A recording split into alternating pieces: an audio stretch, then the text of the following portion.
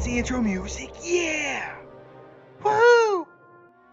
Welcome back, Star Trek Fleet Command fans, and I'm giving you the video you've been asking for, what to get in the event store here in December 2023. Now, real quickly, before we even mention some of the options that are available, this is before any changes have been made to the event store. And no, I'm not sure if they will make some. It is the 14th of December making this video, and I tend to wait till week 2. And you still might see some things that pop up that you've been waiting on. For example, the Monaveen blueprint is still limited to 100 as the time I make this video. I don't know if that's going to change or not. Has that feedback been passed along? Absolutely. Your opinion has been made known on things like that. But can't control those things. Don't know when exactly it's going to happen, so it's better to educate you now. Now, as always, I do recommend holding your event store currency until the end.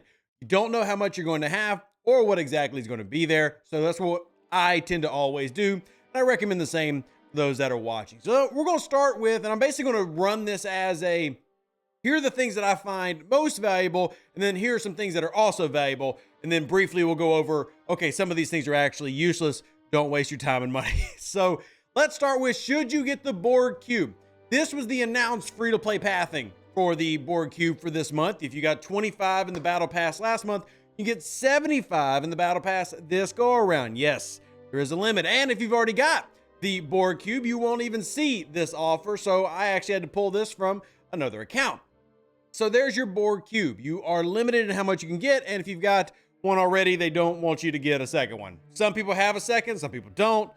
Scopely logic. Should you get this? Well, let me give my honest opinion of the Borg Cube. I love the Borg Cube, but I love it because it's a Borg Cube. I mean, yes, it has a fantastic firing pattern, and that should be mentioned. The fact that you got immediate kinetics every round is pretty nice. But the Borg Cube has a great firing pattern, and it will become a fantastic for you ship. But if you're in the 30s and 40s, you're not really ever going to feel it be the strongest ship in your arsenal, and its loop is boring as heck. Now, it does have fantastic research. I will add this. If you are a free-to-play player looking for a reason to go after the Borg Cube, research has very nice research. In fact, love the research on it. But the truth is, in terms of like your overall gameplay, is it game-changing? It's not. Owning a cube is not game-changing. It's literally just an additional grind.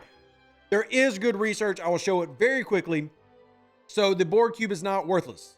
You should consider the research. But truthfully, if you're limited in the amount of currency that you have, because getting the cube will cost you, something to think about. But this is good research. So these shield booster, hull booster, officer stats, these are for everything that you have. The kinetic research, the energy research, these are for every ship. So I do love the research, as well as it has its own research for its own upgrades. But you can decide in the comments, and I'm sure a lot of cube owners might, chime in here as well. So whether you do that is up to you. There's my opinion on the Borg Cube. It literally just comes down to, do you like Borg Cube? Because if you're trying to progress your game, the ship to go after, long-term value is actually the Monaveen.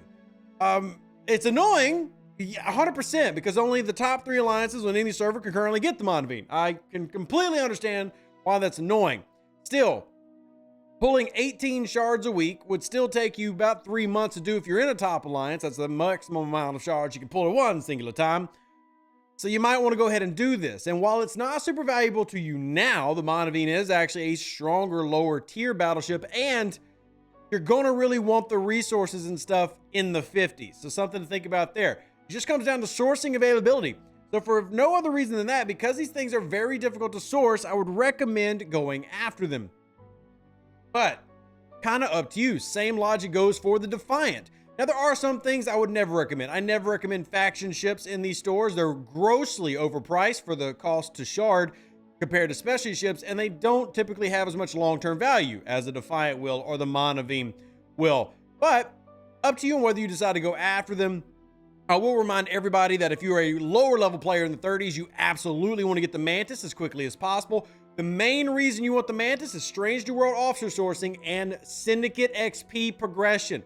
Those that don't remember that video we just made a couple weeks ago talking about Syndicate progression, the Mantis is key to speeding that process up. And as far as all these other things, this is the only way to get the Meridian. So if you don't have a Meridian, get at least one Meridian. Thankfully, it is semi-cheap, compared to a lot of the others. You only got to do this 20 times, so you're not spending a ton, about 150,000 currency to get that. It's not too bad. So let's back out and talk about what I think has the most value.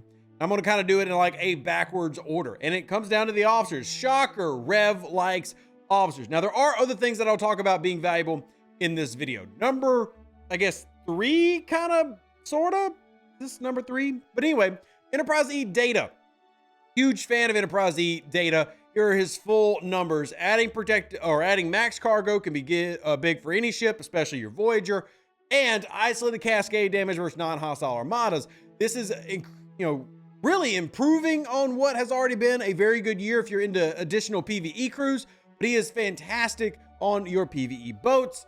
Goes great with your synergizations with the Enterprise E crew, and he's just super, super valuable. Not the most valuable officer in the group, but I would say right at, and in a group of surprisingly rares are better than epics series, that's a big one. Now, I will give an honorable mention to Carol Freeman, simply because if you want to be in the PvP meta, as in you want to have the best PvP officer in the game, pick up Carol Freeman.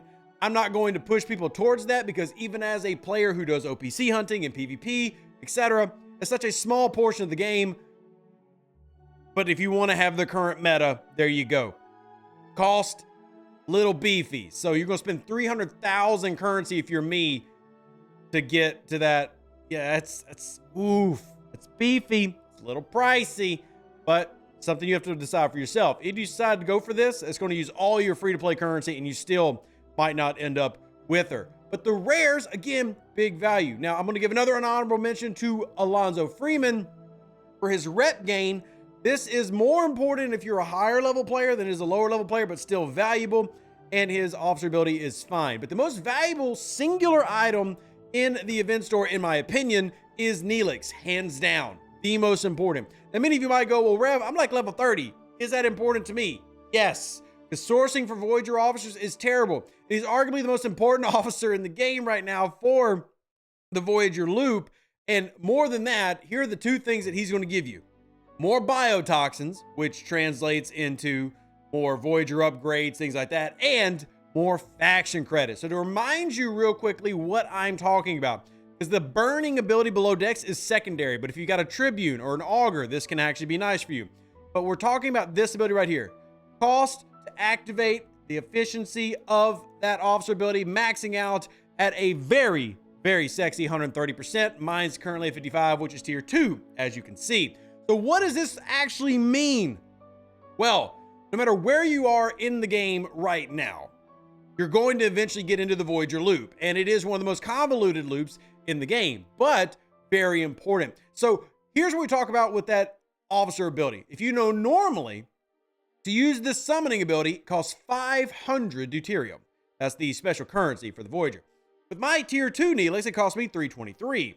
So as you tier it up, you get more summoning ability, essentially, because normally I'd only be able to summon 3 a day, based on what I get, triple pulling my Voyager refinery. Now I can do 4 to 5 a day, and that's just a tier 2, which means I can go do my biotoxin summoning, but I can also come to these systems like Misa Loop and Shalika and down here into Nira so that I can summon Borg Cubes. Now, I made a video about this, and a lot of people have forgotten about it, but we did it yesterday on stream. So if you missed it, well, I'm gonna see if we can go ahead and find those logs. Lots of Texas Sentries, Starfleet battleships, but yesterday during stream. So it had to been, sometime. There's a Borg tactical probes. You see I was doing a lot of grinding when we did. Let's see if we can scroll down and find where this was yesterday. Yeah, I play this game way too much. Federation Assault, Survey, okay, so we were doing those. Where are we going? All right, Jem'Hadar battleships. We were using our Borg Cube there. Where do we even do this? I don't even remember. Okay. Simulated Federation Scouts, Jem'Hadar battleships. Okay. So don't have it there. So you know what? You just have to watch me do it here. I was hoping to not have to summon here, but you know what? We're going to leave it in because that's the joys of this game. I won't even edit that part out. I'll just leave it in here. So what happens is you can summon these Borg Cubes. Now, these are very easy to handle if you're using your Voyager. They're quite weak because they're a DQ hostile, so don't worry about the overall strength of it and don't be imposed by it. So you're going to beat that. Has a chance, and thank the Lord it did. It'll drop this box. What does that box have in it? Commerce insignias. Woo! So Neelix now is giving me biotoxins, messages, show you that in a second, and commerce insignias, the hardest field training to beat in the game. With Neelix, you can actually cut that down to being reasonable because you can start summoning those cubes. Now, that is not a guaranteed chest drop. It's about 30%, whereas I've gotten 4 chests in the last like 7 hostiles to drop.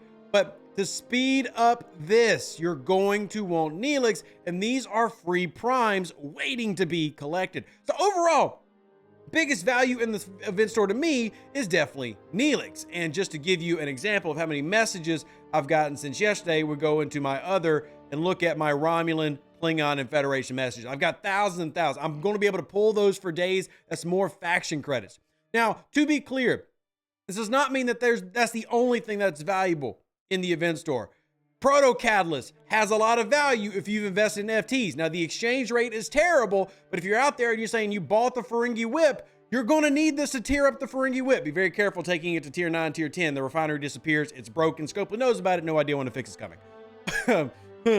But you could also take a look as you come on down to Syndicate XP. Not an efficient way to do it, but if you're a low-level player, this can help jumpstart a few early levels for you. But the most important thing is specialty ships and those 2 rare officers that I mentioned. Now, there are a couple of other valuable things here.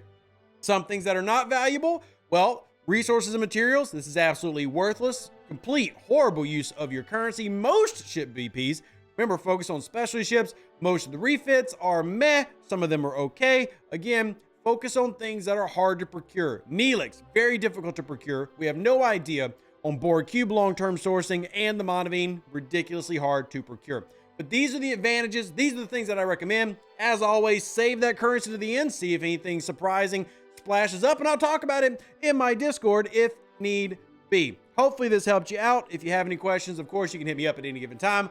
Live long and plunder. Stay safe with the Space Cowboys. Deuces, that's me. Catch you on the next Star Trek Fleet Command video. That will be tomorrow. I'm very excited about tomorrow. We're showing off a new project that I've been helping with. I'm very excited about it. You like territory? Well, you're going to like this. An even better outro than the intro. For the Empire and glory to your house.